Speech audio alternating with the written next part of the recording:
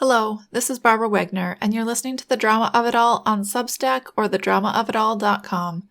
Please check the article and use the hyperlinks to find other additional relevant information. Make sure your beliefs are solid, not flimsy.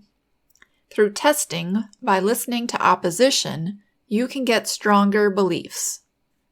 Democrats now claim that it's a chicken on this grill and not a cat. Who in their right mind would videotape someone grilling chicken and claim it was a cat? People don't consider normal behaviors like grilling chicken worth recording. There's a video that I'm actually commenting on in this, so you might want to check out that video to see more about that cat on a grill. People lose their minds when they have motivated reasoning to believe a certain way. Everyone who claimed Trump was crazy will simply double down because they don't want to be seen as crazy.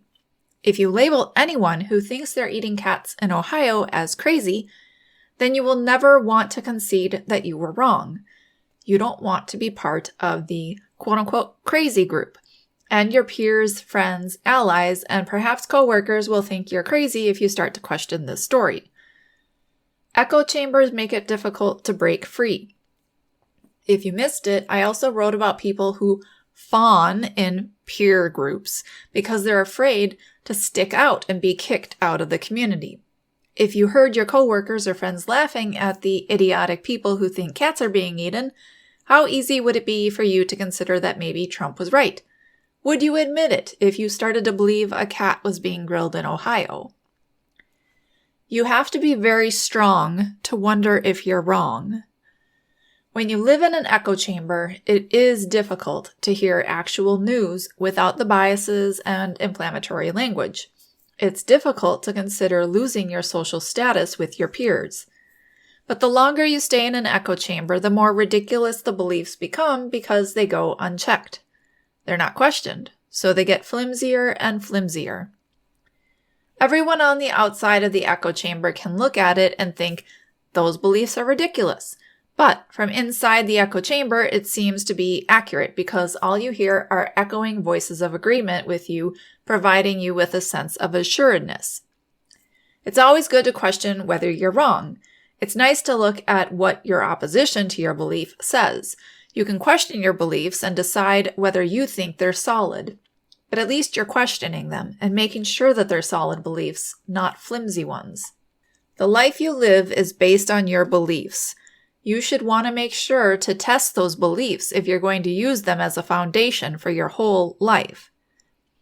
If you want a strong bridge, you test the materials and you test the workers to make sure you get a steady bridge that can carry the weight of people driving on it every day. If you hire someone else to build a bridge and they put it together using tissue paper, would you want to drive on it? Make sure your beliefs are tested and found solid. Make sure you're the one doing the testing. Don't let someone else provide the materials and just trust them. You want to test them also to see if they're worthy of your trust. I understand that the people in an echo chamber would call me a hypocrite.